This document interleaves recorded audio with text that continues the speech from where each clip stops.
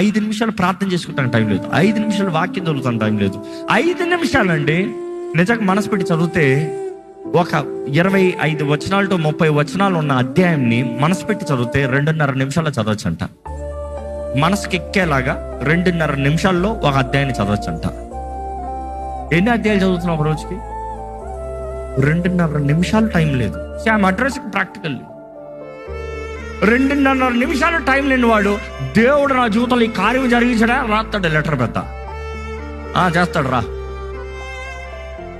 దివారాత్రములు యెహోవా ధర్మశాస్త్రాన్ని ధ్యానించేవాడు అతడు ఆకు వాడక తన కాలమందు ఫలించే చెట్టులాగా ఉంటాడు.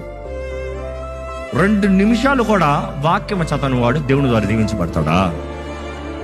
దేవుడు అతని పక్షాన ఉంటాడా? తన కాలమందు ఫలం ఉంటుందా? So you stop giving me lame excuses. Try to correct.